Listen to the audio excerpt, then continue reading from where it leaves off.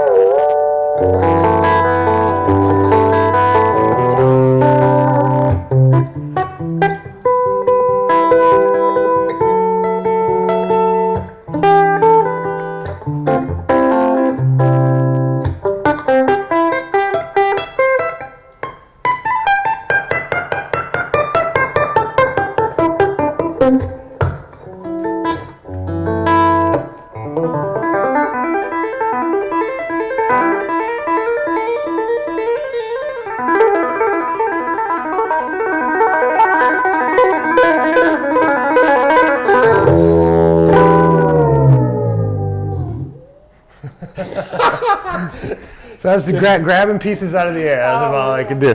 Jake Cinninger. Yeah, man. Good to see you. Appreciate it. My honor. I think I had a history of every guitar player, a great guitar player that ever lived in that. I mean, it is like a bag of tricks, you know. It's like the man. larger record collection you have, the more you can access those little things, you know, all those forgotten about greats. Yes, you know? yes. So you came up in South Bend? I grew up in southern Michigan, Niles, Michigan, which is right across the border from South Bend, Indiana.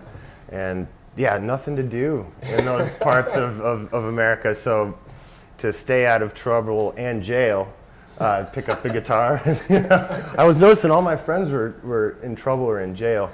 So I was like, maybe I'll just stay in my bedroom and practice for a while. That's beautiful. Or it was corn detasseling, you know.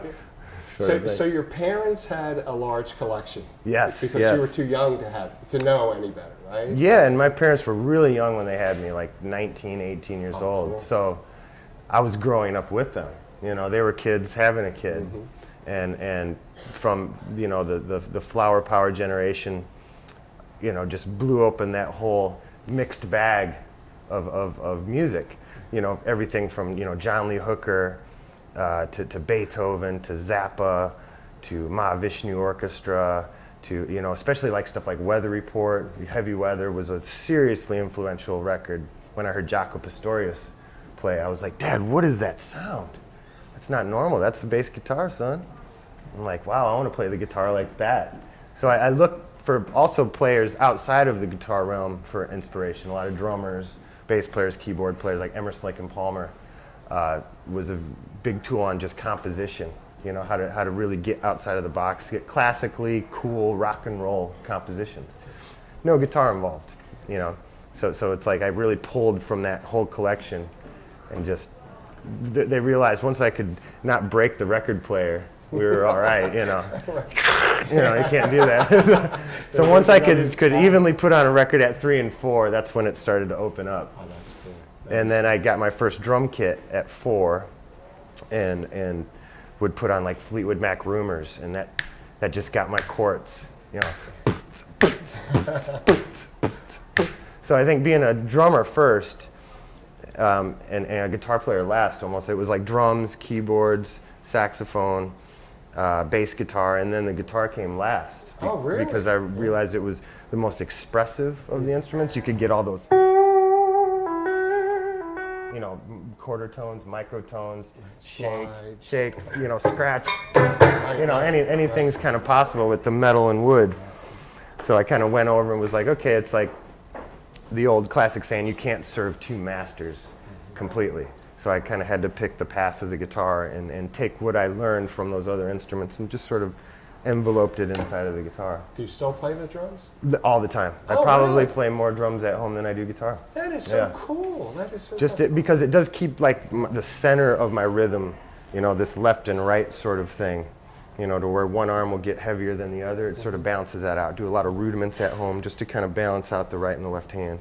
Any particular drummers that influenced you? Oh yeah. Well, my first teacher was a guy named Eddie Knight, and he's this old Italian drummer. Still teaches. He's like 85 years old. Still teaches in South Bend. So by the time I was 7 or 8, I started taking really legit jazz training from him, where we just sat at a practice pad for 3 years and balanced out, you know, the right and the left hand. Then you can go to the drum kit. It's like the Mr. Miyagi sort of technique. But the rudiments. Yeah, and to learn how to play like a line drummer, you know, like those. And so I would take a lot of those particular patterns and just add it to the pick. So a drumstick is a macro movement and the pick is a micro movement, but they're related. So you could just.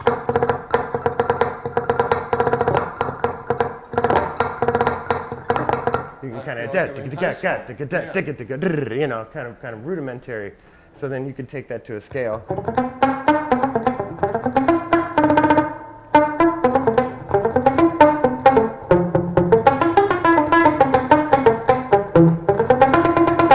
Very Al Di Meola. Or Chicoria. Yeah, very much so, where you can hear the separation between the notes.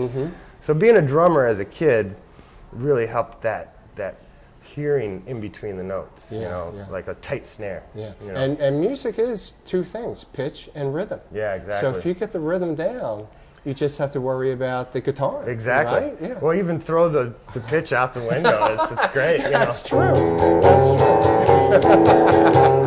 It's okay. Yeah, you know? it is, yeah. You got something new. But that's what people feel when they're at your concerts, exactly. right? I mean, it's well, and you know, you can really tell when a band isn't locking with the drummer. You know, it's very obvious to me when there's that too much humanism inside the music. You know, so we're definitely always trying to talk about the figures, like say a plunger.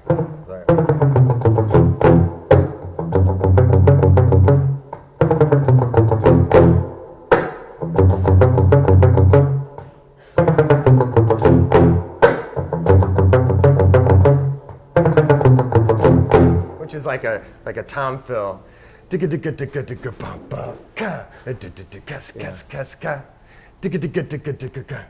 I'm like, when I wrote that, I was thinking like a drummer. So But are you thinking theoretically like time changes 6/8 over to 4/4, or are you just doing it? yeah, a lot of times is you can have all this odd meter in place, but for it to feel like 4, I think is very important. We really try to lock in the sense of, if we do drift out, does it feel right? Does it feel too jagged?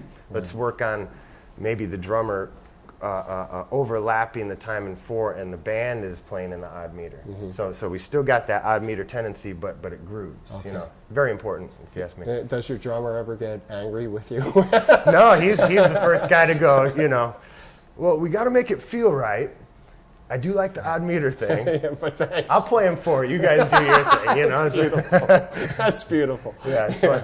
Yeah. Common ground there. Common ground. Yeah. But that nucleus, you're right, is the bass and the drums, and then you guys, you know, you fill around it. Exactly. So you are really people. I hate to put people in boxes, but you're classified as a jam band, Umphrey and McGee. Right. Which means you just go on and you're It's total improvisation with a structure behind for it? sure. It's. I mean, it harkens back to what Grateful Dead and Fish obviously developed, but what we're doing is using our modern influences. Where when the Dead were doing it, they were influenced by bluegrass and jazz and played rock and roll.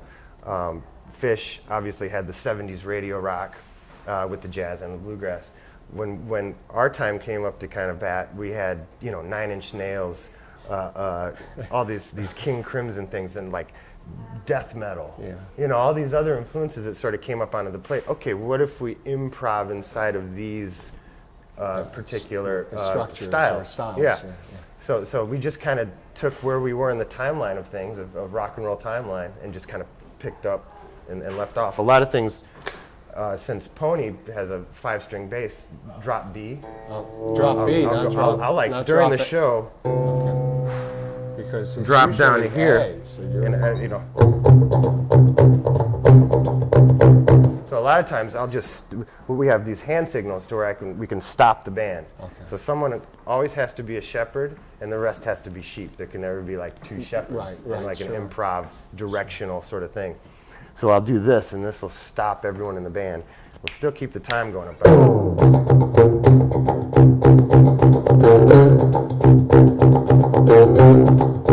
Everyone's got the riff by this time, and then we can be like 3, 4, and then into it. Right.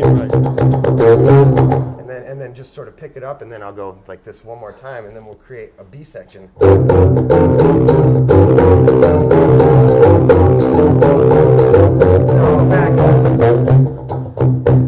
So lean back, that means that we can bounce back between 2 sections, and it sounds very intentional, even though we're improvising. And that's the first time. Yeah, Very that's first like time. the first riff. And Yeah, that's in front of an audience. that's where the risk taking. That is you know. risk taking. And I think that's kind of the ace up our sleeve in a way, that we have such big ears that we can like jump on someone's idea 4 bars after it's created. Have you ever screwed up and like stopped the song halfway? Usually it's like if it gets really bad, we definitely can't stop. You know, it's just like just work.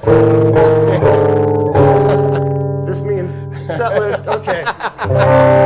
Right, you know. So now we know. So Now there's a we lot know. of like over exaggeration with just eye contact and sort of our character in the moment, where most bands they use that ESP thing. We'll just use our ears and wait for the change to happen. No, we're just the opposite. We're like, yo, 3, 4, boom. You know, so it's like we'd rather be obvious and safe. You know, in that scary improv But setting. then you're bringing the audience into it Right, as well, right, which right. is cool. So, you know, real participation. I mean, they love to see that we're human too. You know, Yeah. that it's not all so You're calculated. above that. Yeah, Right, exactly. right. Now, when you opened up, I heard Joe Pastow, Farlow, Yeah. Danny Gatton Totally. with the swells and the bends.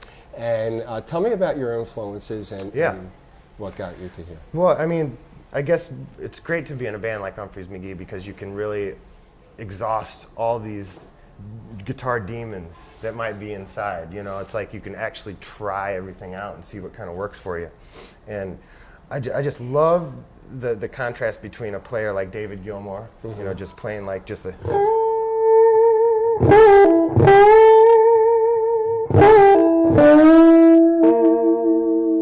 So a lot of times I'll think like character soloing, like character, it's like to where I'll shapeshift certain guitar players in my head inside of one solo. So I'll do an example. I'll do David Gilmour into, let's say, Robert Fripp into Yngwie Malmsteen. What a so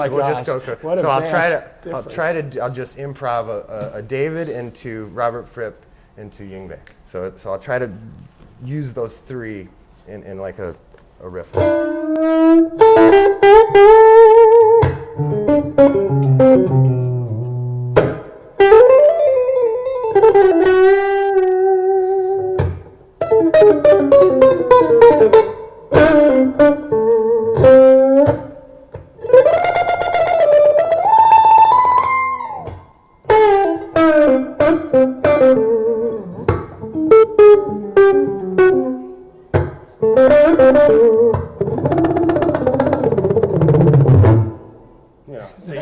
you can obviously tell the three different styles inside of one little solo. But I have to tell you, something mere mortals like me on the guitar, most people just have to work on that one genre for their entire life until they die. You can kind of hiccup. It's like little commas. But you seem like you've got it all under control.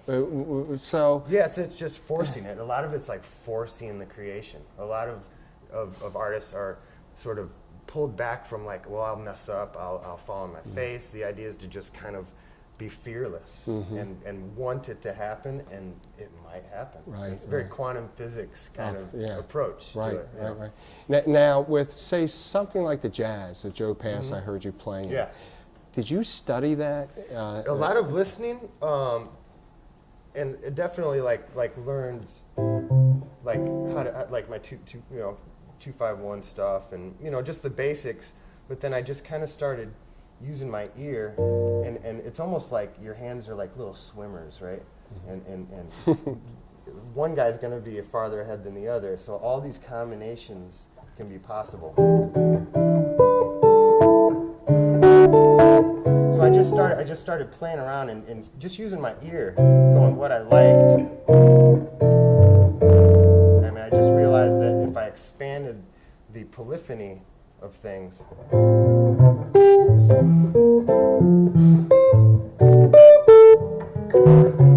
just playing around with like how much could I get out of this little box? Yeah. I love with like the a bass melody. line.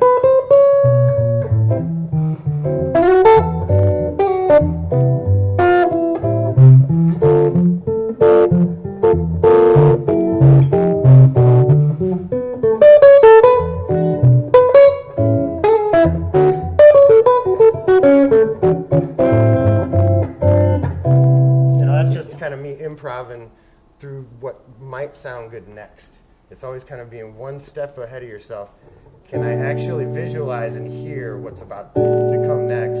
And resolution, tension. So it's almost just kind of a trick of resolution and tension, resolution and tension. Now, could you stop and say what you're doing theoretically? Pretty much. I mean, not that it matters. Yeah. I mean, I definitely know what chords I'm doing and what key I'm in and what mode I'm in. I think that's kind of like the main ingredients to kind of understanding how to play with someone else too. Well, when you were coming up and you picked up the guitar at what age? I started getting really serious around 11, 12 years old. Yeah. How many hours did you put into it? Well, I picked up the classical guitar first, so I studied for about 7 or 8 years with a guy named Jerry Zubko, and that, the Segovia scales, just really understanding the spectrum of the neck and what you could get out of it, and then that polyphony too, which is like piano-like guitar. It's like having two hands. And strictly without a pick, strictly classical and technique. I still grow the nails here because I like the sound, like the fat of the finger and the flick of the nail. And so it started with that, and just being so influenced by people like Al Di Meola, John Williams for classical guitar, just the real players. Early on I realized that these guys were above a lot of the other guys. Oh, sure. And I just would listen for hours and hours, and then go back and try to figure stuff out. I almost didn't try to learn stuff note for note. I wanted to kind of create my own style. So it kind of forced me out of trying to do things exactly like my favorites. I think that's a big no-no for someone who's trying to develop their style, is to sound too much like Trey. You're just too influenced that you really end up There's mimicking already the a style. Trey. Yeah.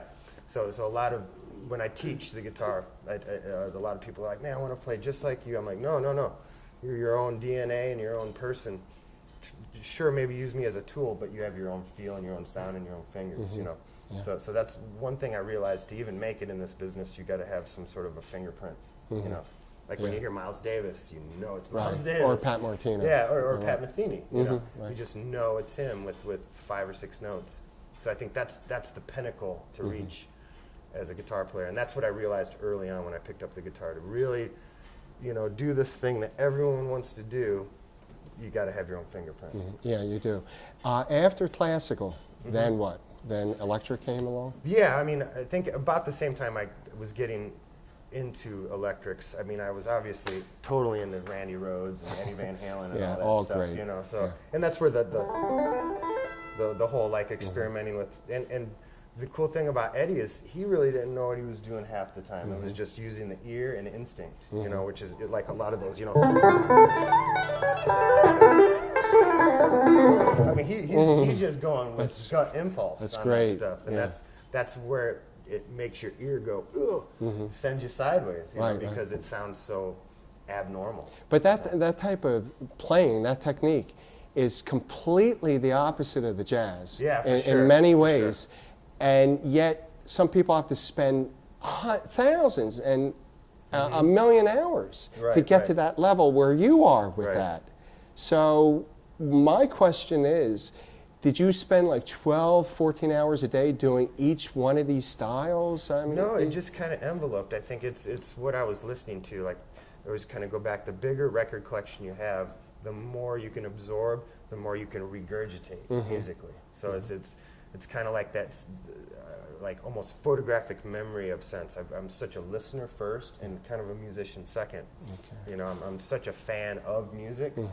And a fan of everything. I love terrible music as much as I like the best stuff out there, because it's got these human qualities, that the imperfections. I love all those little things. That's beautiful. You know, and I think to be, you know, it's really easy to be talented and sort of narrow-minded about what you accept after a certain point. And I've just been so accepting just everything.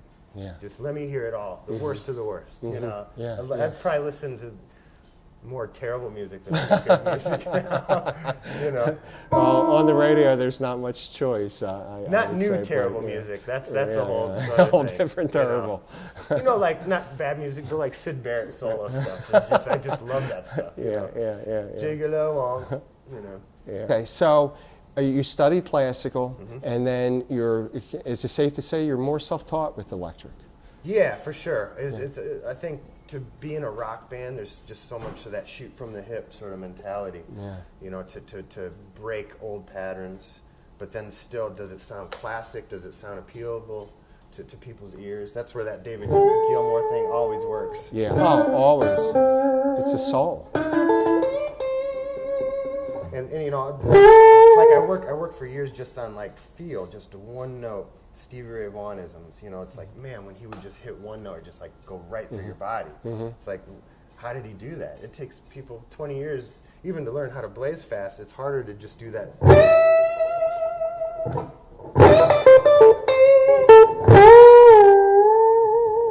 And really use your ear and kind of know when it's not right. You know.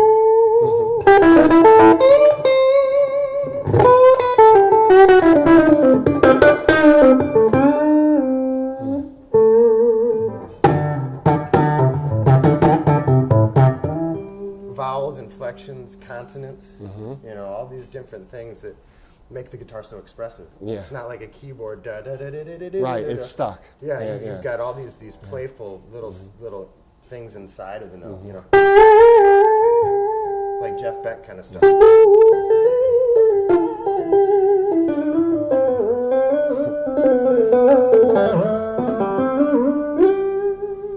Stuff like that. You can just do so much slinkiness with the string. You know? Beautiful. Now you're using your Jake blade. This is the first one actually that was ever made. It's out of like a Harley tank. So it's like an old Harley tank that a buddy of mine named Mark Benjamin came up with. And he's noticed that I was always pulling on the back, because I never really liked the whammy bar thing. It felt too inconsistent for me. Like it just was like shaky, and it just didn't sound right to me, or it didn't feel right, and it was always in the way. So I was always pulling the back of the bridge like that. And he was like, "Oh wait, why don't we just make the shape of your palm here, and you've got this little bit of tension." So the idea is that it's way more taut with a shorter piece. So what's cool about this is it's like a chorus. Very sensitive. Very. So I can get these really nice, like Bill Frisell kind of.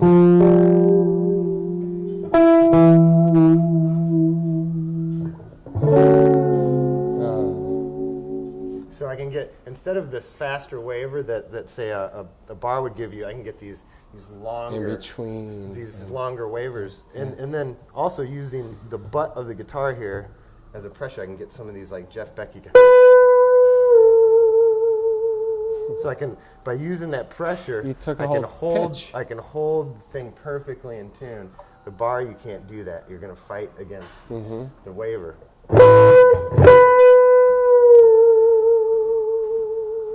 So it's like just by using that pressure, I can hold it there perfectly.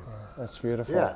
So it was just like a little, an old trick on a new trick on an old idea, basically. Yeah. And we're not here to sell anything, but they are available on your website. Yeah, you can go to the website, Umphrey.com, and I think these are in the merchandise area. Yeah. And you're playing a G&L guitar? Yeah, this is a G&L. I've been playing G&Ls since I started, really. I probably got 7 or 8 S500s. And this is the newest one with EMG loaded, because we play so many different rooms. I wanted a quiet pickup, because you'll walk into a great room and then you plug in, it's I'm like, oh, this is gonna be a rough night.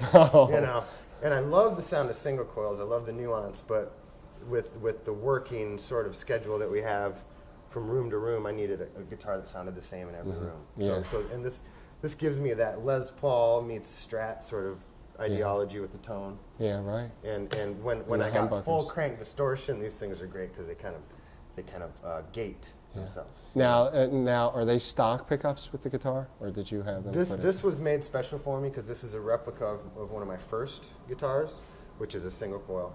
So I wanted sort of a mirror image of one of my classic guitars, and I love the whole banana cream pie. Yeah. Look, this one's called Swamp Ass. Because of the swamp ash. Right. So I'm like, look, you can see the stains through the. That's cool. That's cool. Yeah, and they're heavier. I know. Yeah, this is like a weight. This feels like a Les Paul. Yeah, right. Oh man, they are so heavy. And it's a boat anchor guitar. It always tunes up. It always plays no matter what climate I'm in or condition. So right. I always look for that boat anchor guitar. Yeah, that's great. And you started with a different group, not Umphrey's. Yeah, my first endeavor. Well, I was actually playing in quite a few country bands around South Bend area, like Roadhouse. Straight up country. Like learning all the tunes you never wanted to learn. But it had so much to do with developing that style, where we'd be playing 5 sets a night. Oh my gosh. I'd be going to high school at the time too. I'd be getting off school, going to these roadhouses, these truck stops, playing for like war veterans, bikers. It's great. Fights. And, it's awesome, man. Everything, I grew up so fast in that realm, and it was great because we'd do 50 minutes and then take a 10-minute break, 50 minutes, 10, and do that 5 sets a night, Friday, Saturday, Sunday, and then go back to school on Monday. So that's where I really cut my teeth and sort of developed that comfortable zone of trying to be fearless, just trying stuff out. We had 5 hours every night to play, and even if I didn't know the song, I could watch the other guys and know exactly where they were going to go. And did they have you solo a lot? Oh yeah. Yeah. Okay. But I'd be like, in 5 or 6 bands at one time. I'd kind of be jumping around. People would call me up. Hey, I need a drummer for a gig. I need a bass player, a saxophone. So I'd be like, okay, give me your set list and song list. Yeah. So that's how I really developed that sort of fearless approach. Sure. To if I try it with goodwill, maybe something good will come out. And you were like, what, 14, 15 at the time? 13, 14, 15 were those formidable years. Yeah. Smoke-filled country bars. It's like, wow. Yeah. I'm kind of, I like one guy put it was like the last of the Roadhouse guitar players. Because they just don't exist anymore. They don't. Maybe they do down south, up north. Not up here, no. No. Now, so, and then you formed your own band. Yes, right? and then I ended up joining a band called Avalanche, and we ended up getting this huge record deal from Sony, and something really bad happened, and they dropped us like a hot rock. So I was really bitter about the whole record industry at the time, and wanted to go against the grain. I'm not going to do anything mainstream anymore. And so I formed Alibaba's Tahini, which is like sort of a 3-piece experimental Frank Zappa meets King Crimson meets, like this jamology sort of approach. And it was just really wild. We'd write songs about food half the time, so it's just totally straying away from the pack. Spaghetti, yeah. Or like 40s Theme is one of our tunes, and it's about, beer and chili on Sundays. It's like, what's wrong with that? Nothing at all, Yeah. It's like, but that was the idea, is to sort of like be comical with prowess, right, that rock realm. Yeah. And we learned that all from Zappa. It was like, why can't there? Yeah. Why isn't there humor If he's in music? doing right, People are so serious. Yeah. Let's have fun. Get your thing out of your heart, kind of thing. Yeah. So it was sort of to go against the grain. We started just writing just really strange riffs, like 40s Theme is.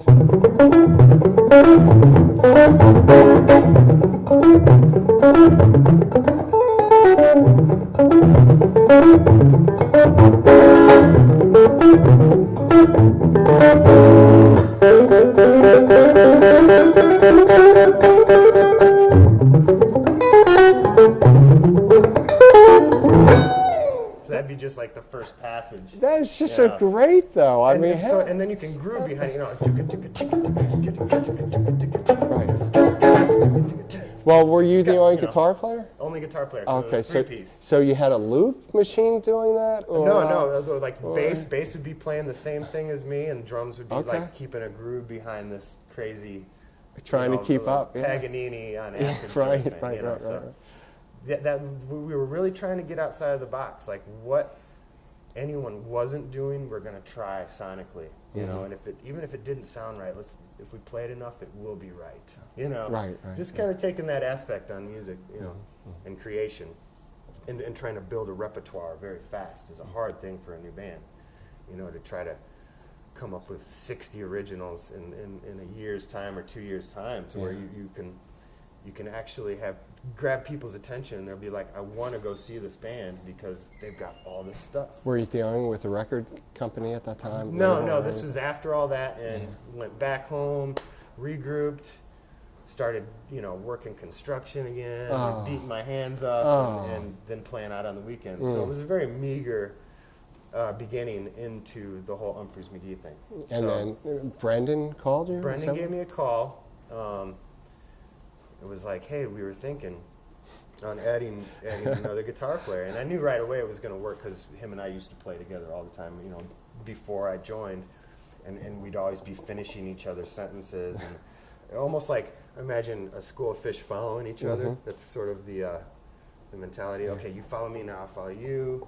We're like, man, we could really do this in a live setting, kind of go where the Allman Brothers went in this more modern tendency, Yeah. So it's like it's all been done before, just as it new.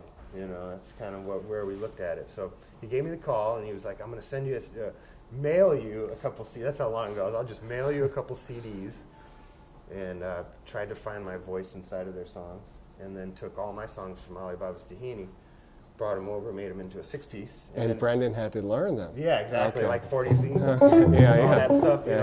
Thank you, Jake. I remember sitting for hours just with just him and I teaching each other the riffs. Yeah. Okay, it's my turn to learn one of yours. It's, kind of thing. Right. Because we wanted to make way fast. The idea is to not waste any time, get as much accomplished as possible, so you could then execute it live for people, and then they could talk about it, come out the next time. So we definitely had a vision and a goal that we were trying to achieve. And they had just moved to Chicago, got the phone call. I'm like, awesome, I'll be there. And then started practicing in Chicago, living on the band house couch, still meager, getting woken up at 7 in the morning from, whoever's got to go to work that day. It was a different time. And then, it wasn't a fast success story for us. It's been like baby steps all along the way, which is a great thing. It keeps our heads in check. And the real reason why we play music is inside of patience, just being patient and persistent. Yeah, as in life. Yeah. I remember years ago, people would always be sending me CDs, and I was in some directory, and I would come across your name like Little. And then once in a while in a magazine, Umphrey's McGee, and it'd be little, you know, and like 5 years later, it'd be a little bit bigger, you know, and now it's like you're huge. It's crazy. So it went from baby steps to, I mean, how did that happen? Internet had so much. We kind of got involved with what was possible with the internet early on. We're kind of like a model band for how to use the internet as a tool to get your word out there. And not feel bad about giving away things too. A lot of artists really harbor their recordings, and I'm like, well, we're a live band. That's our bread and butter, and we're going back to the way things were in the '60s and '70s. Like we're kind of a throwback, a band, the way we do our business. You know, the way we look at how you make it in this business. It takes a long time and a lot of trust from the fans, and you can't change things up too much. Things have to retain the sound of Umphrey's McGee throughout the years. I think that's very key to keep that sort of chemistry alive and consistent, and not be like, whoa, they're putting on wigs and spandex and makeup now, you know. This is their new tour. That's not going to work. Umphrey's McKiss or something. Yeah, exactly. It might be good for Halloween, but if we focused on one thing for too long, people would walk away. It's the idea is to really have the cornucopia wide open. Anything is possible. And we're never going to sit on one thing for too long. But you we're kept always that going to sound nucleus like us in there, And I think that's what sort of retained the the value of people wanting to hear more. You know, I've seen you and Brendan on YouTube playing just folk guitars. And it's just beautiful. I mean, the two of you the synergy is there, and it's.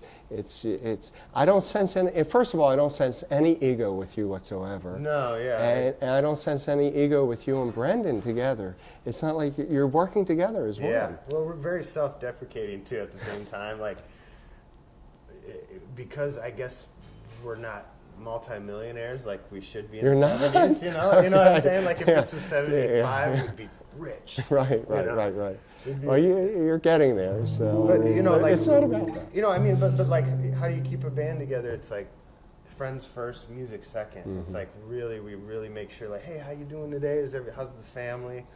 You know, it's not all business. It's Brendan and I are having kids at the same time. He has 2, I have 3. Oh my gosh. All under 4. Oh, God bless you. It's like, wow. That's beautiful. So now there's a whole new reason to play, for the reason to play now. And it's not easy. It's not easy to be a great father of 3 and be on the road all the time. And you got to have a really strong wife at home to be able to pull it off. And just always know it's always for the kids.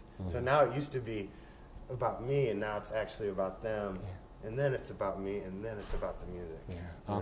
So you have your priorities set. You really do. It changes your life having children right off the bat. It does. I don't have as much time to create, so the time I do spend creating, I have to be like forcing the creation and wanting it. Well, you're in a bus though, right? When you travel, pretty much.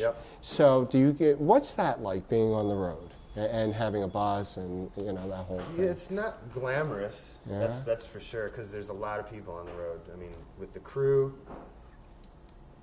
7 or 8 crew members, 6 band members, and right now we're just going to 2 buses, which is the first time we're actually going to have 2 buses, like crew on one, band on the other, so we can go to the hotel and shower rather than wake up at the venue. You know what I'm saying? So this is going to work out for the future in the next years.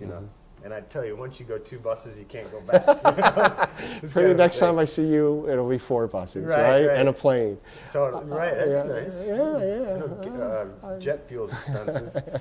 But, I mean, it's all about living on a bus with a bunch of guys. There's got to be this, like, universal, no one wants to be that guy. Like he's just, something's wrong with him lately. Like, you don't want to be that guy who's, crowding the space, is needy.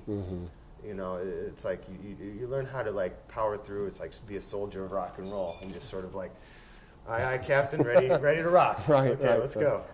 And going back to that, being friends first and then music second makes that living condition a lot more, doable. Is there a structure in Umphrey's McGee? like you and Brendan, the leader, and everybody else below? No, not below, but right. No, it's super somebody's democratic. Okay, super democratic. but somebody's got to take the helm, right? Yeah, I mean, as far as like music goes, I mean, I have a laboratory back home. I got a beautiful studio, so I'm able to like log things and like collect these little nuances for new songs. So I'm always in the laboratory room just trying to put things together. And then I'll maybe send them out to Bayless via internet, and then he'll drop some vocals over the top. So it's a very much collaborative thing. It's like our best songs have always been written with the group.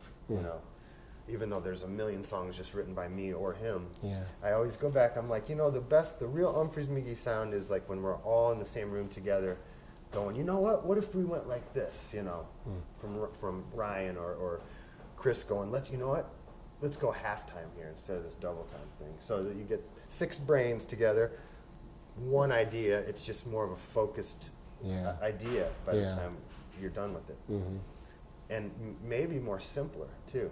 A bigger idea, arena rock sound, less like notey. Well, you're really getting to that arena. I mean, you're in town here in New York. We're at the Peter Max studio. Yeah, the Beatles artist. I mean, come on, it's beautiful. I know. I was calling my dad this morning. I was like, I'm going over to Peter Max's place, and I'm like, cool. There's Ringo's piano over there. Can't believe it. Yeah, it's great. I can't believe I'm here with you. It's beautiful. It's beautiful. It's an honor. I mean, we're blessed. I mean, I think, we're also kind of a spiritual band, to where like feeling good about what you do has a lot to do with the output. Well, you mentioned quantum physics earlier, and exactly. That's what like all that's about. For the right thing, and the synchronicity all happens from that. And when you're kind of in tune with that, things start to happen. They it's do. Like a cycle that just like a wheel that keeps turning. It has like perpetual motion. And you're at the Beacon right now, the which awesome is Beacon. It's a great room. Now there's something you're also doing. You're doing a couch tour, that's called. That's where we have like a 10-camera shoot where there's GoPros everywhere, and then there's moving cameras with folks down front, and the guy who edits it knows our music inside and out and knows exactly what we're thinking. So he knows us so well to where he can edit this stuff in real time, send it over the internet, and people can subscribe and watch every show from their couch. Wow, and that's edited and in real time. Yeah. That's insane. Yep, he's got a guy that's down front, so he can zoom in on what I'm doing when I'm doing a solo. He knows right when everything's boop, bip, bop, boop, so it looks great. It looks awesome. And then you get so it's HD, and then you get the HD audio too, straight from the board. So it's like you're really there. And the guy on the production crew today is Scott Tamburino, and he knows more about you than anybody. Nice, and he's great. He'll be at your concert this weekend, and he mentioned to me about the snow cones. Yeah, the headphones and snow cones. I haven't heard about that before. Tell me about that. Well, definitely known for our 2-track live mixes, because we have a great front of house engineer. Chris Mitchell is just like a science wizard. I'm as much involved with time delay and microphone choice and microphone placement and all those things as he is. So we constantly bounce back and forth on how to get the most smallest details sounding better. We're breaking out the tape measure, making sure we're phase aligned and everything. So it's very literal. So with this headphones and snow cones, you can get that 2-track sort of board mix. Right from the board. Right from the board, wireless pack, headphones, so you can walk around the venue. If you got to go to the bathroom, you're not really missing anything. You got it right there. So it's just don't put a GoPro on that, right? Right, for sure. But go to the loo. But it's just trying to use technology and being on just the edge of all the new things. Just like, let's try it out. Let's see if it works. And generally, it's a success. If it's done right. And you played your 2000th show? Yeah. Wow. Wow. It's amazing. Wow. That is amazing. It's a milestone. For sure. Yeah. We'll wrap up. I know you have to go, and I know how busy you are. But I have to say, I call artists all the time, and Lindsay was so nice. Your group you deal with. It's like this synchronicity all came together. It's like a bunch of beautiful people that just work together. And we're just really proud of,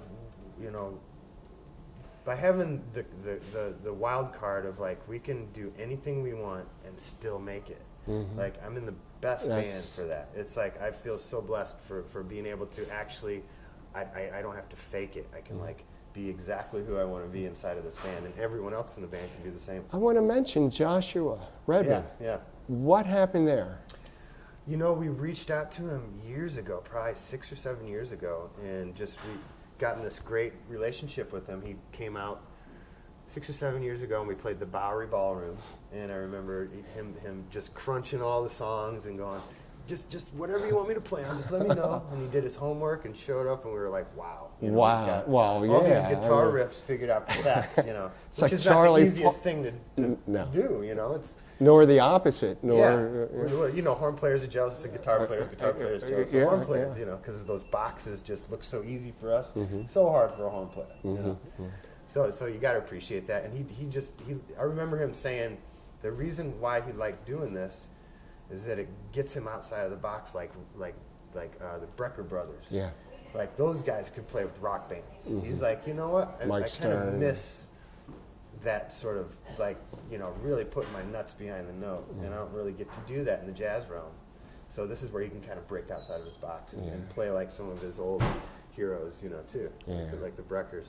Yeah, well, he looks happy. He looks happy. It's fun. But your lines are so syncopated, and it's almost, you know, a Steely Dan thing happening. Big ears, you know, he's got huge ears to where even if he feels like he's doubting something, kind of pull back for a second and just, it's like it's inaudible, you know, like to be able to cover your tracks if there's a problem. You know, he's just one of those players where a wrong note's actually right. No, I actually meant that. Well, that's what Miles Davis said. If you play a wrong note, play it again. Totally. You know, we've been doing a lot of talking. Would you play us out? Yes, for sure. Okay.